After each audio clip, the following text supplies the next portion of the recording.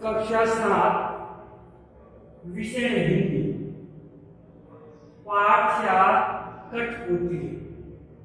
लेखक भवानी प्रसाद जी मिश्र।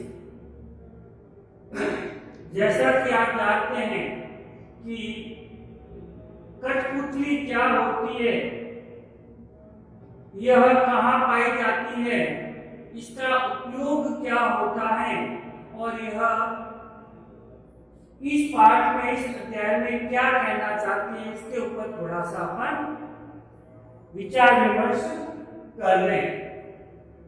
कठपुतली, देखिए कठपुतली, कठ जो शब्द है वो काठ से मिलकर बना है। काठ का मतलब होता है लकड़ी। पुतली एक स्त्रीलिंग शब्द है। कठपुतली हम उसको यानी लकड़ी से बनी हुई कोई वस्तु। कठपुतली का अर्थ सामान्य शब्दों में लेते हैं संकेतों के द्वारा समझकर कार्य करने वाली, यानी इशारों में समझने वाली। कठपुतली अपने राजस्थान में भी प्रसिद्ध है। कठपुतली का खेल जो है हमारे राजस्थान के उदयपुर में प्रसिद्ध रूप से प्रसिद्ध है। कहाँ पर? उदयपुर में। उदयपुर को हम झीलों की नगरी भी कहते हैं। उदयपुर को क्या कहते हैं? झीलों की नगरी। अब प्रश्न उठता है झीलों की नगरी क्यों कहते हैं? क्योंकि यहाँ पर एक नहीं, दो नहीं, अनेक झीलें हैं। आप और हम, मैं तो गया हुआ हूँ, आप जब भी वहां उदयपुर घूमने जाएंगे तो वहां बाजार में नक्की झील के आसपास छोटी छोटी दुकानें लगी हुई हैं। उस दुकानों के बाहर वहां के स्थानीय लोग अपने इशारों, हाथ के इशारों से कठपुतली को नचाते हैं और अपनी भाषा बोलते। ऐसा लगता है कि वास्तव में वो कठपुतलियां ही बोल रही है। उनके संकेत, उनके हाथ के इशारे इतने सटीक होते हैं, शब्दों के साथ चलते हैं कि हमें ये पूर्ण आभास होने लगता है कि शायद यह स्वतः ही बोलते हुए अपने शरीर के द्वारा हाव भाव प्रकट कर रही है। ये तो कठपुतली का अर्थ निकला। कठपुतली यानी काठ की बनी हुई वस्तु। दूसरा अर्थ होता है कठपुतली का यानी संकेतों से काम करने वाली। ये राजस्थान में कहाँ है? उदयपुर में। उदयपुर का दूसरा नाम क्या है? झीलों की नगरी।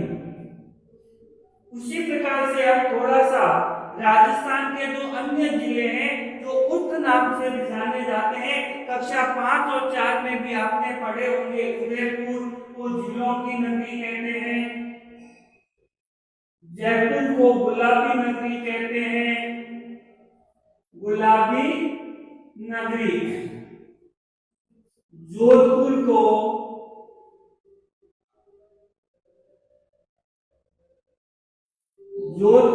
सूर्य नगरी कहते हैं, सूर्य नगरी।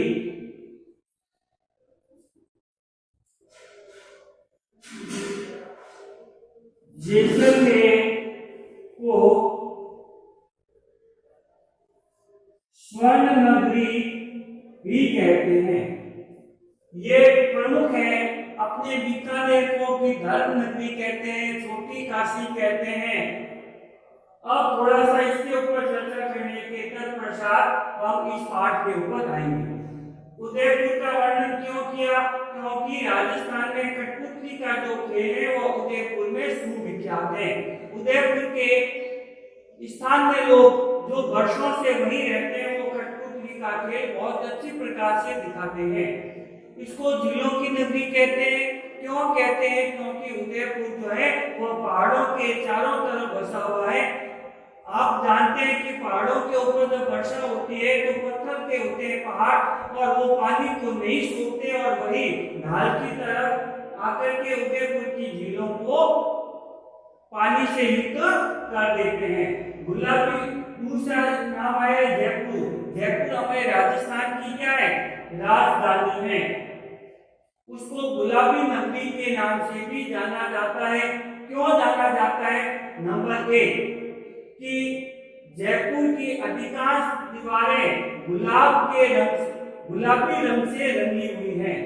दूसरा, लोग ऐसा भी कहते हैं कि सवाई मानसिंह जी ने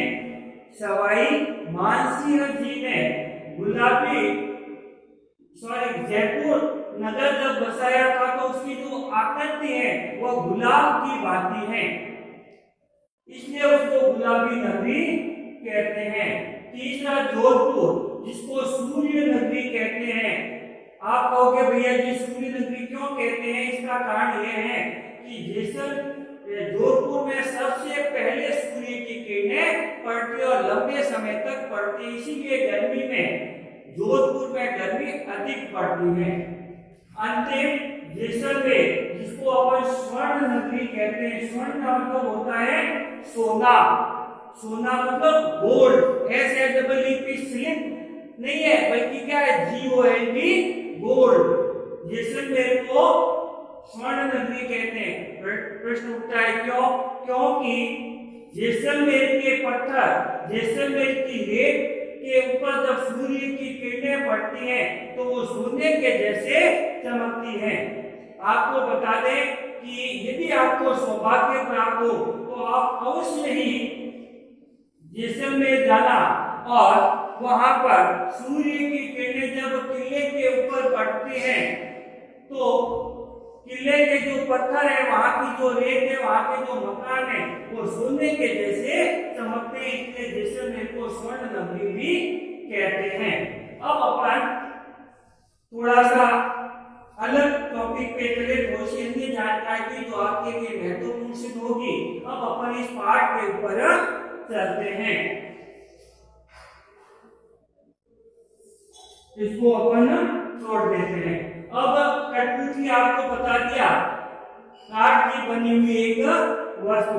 अब इस पाठ में जैसा लिखा गया है मैं आपके सामने वैसा ही लिख करके समझाने का प्रयास कर रहा हूँ, इस आशा के साथ कि आप YouTube में ये देखने के बाद अध्ययन करेंगे। कठपुतली गुस्से से उबली और बोली। गुस्से से मतलब क्रोधित होकर के, उबली बोली मतलब गर्म होकर के बोली, अच्छा झूठ बोलता है। इस प्रकार से जब हम बोलते हैं तो उसको कहते हैं गुस्से से उबली, गुस्से से युक्त। जैसे आप विद्यालय से घर के वक्त प्रस्थान किया, रास्ते में परम मित्र मिल गया जो आपके साथ पढ़ता है, पंचमी धुरा देवी से या शिशु वाटिका से आया, लेकिन 3 दिन विद्यालय नहीं आया। आपने उसको देख के साइकिल रोकी और अथाई करने बातें करने बैठ गए।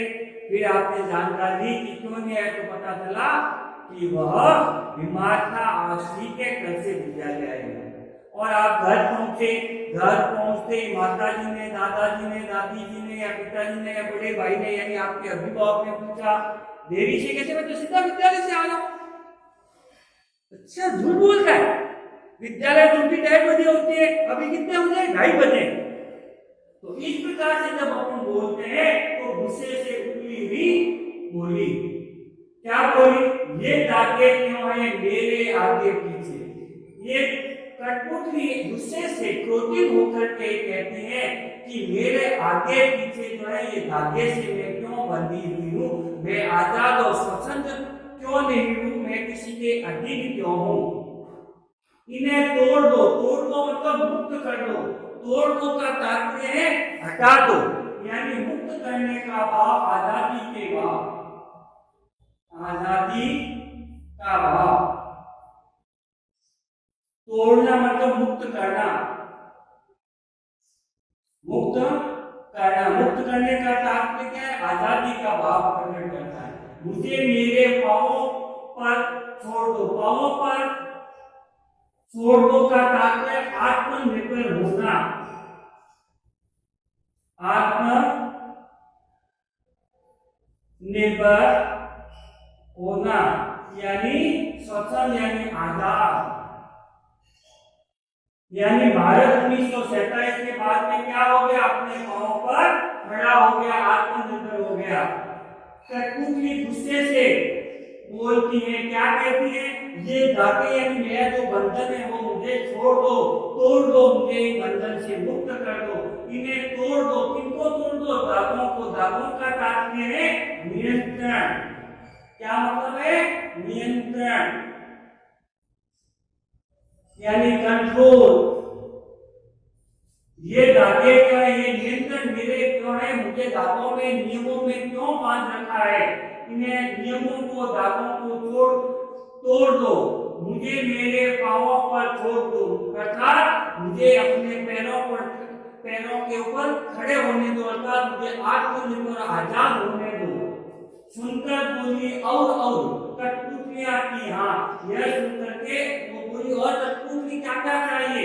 बहुत दिन हुए हमें अपने मन के छंद हुए, बहुत दिन हो गए कि हम दूसरों के अधीन हुए, बहुत दिन हुए हमें अपने मन के छंद यानी मन की अभिलाषा प्रकट करने के। हम चाहते हुए भी अपनी मन की अभिलाषा नहीं कर सकते। हम तो अपने मन की अभिलाषा प्रकट करते हैं, वो आपके इशारों से करते हैं। मगर किंतु कठपुतली सोचने लगी। क्या सोचने लगी? ये कैसे आज मेरे मन में स्वतंत्रता, आजादी के भाव क्यों आ गए? मेरे मन में ऐसी भावना क्यों आ गई? अर्थात इस पाठ में कठपुतली ने आजादी के भाव, आजादी के विचार प्रकट किए हैं कि कोई भी व्यक्ति जो है लंबे समय तक गुलाम नहीं रहना चाहता। कठपुतली भी जो है धागों में बंधी हुई, नियमों में बंधी हुई, दूसरों के इशारों पर चलती है, तो कठपुतली के मन में विचार उत्पन्न होते हैं कि अब उसे आजाद हो जाना चाहिए, स्वतंत्र हो जाना चाहिए, अपनी इच्छा के अनुसार उसे घूमना फिरना चाहिए। अर्थात इस पाठ में आजादी के भाव प्रकट किए गए हैं। बहुत ही संक्षिप्त और मन के भाव प्रकट करते हुए भवानी शंकर जी शर्मा कठपुतली के माध्यम से आजादी का समर्थन करते हैं।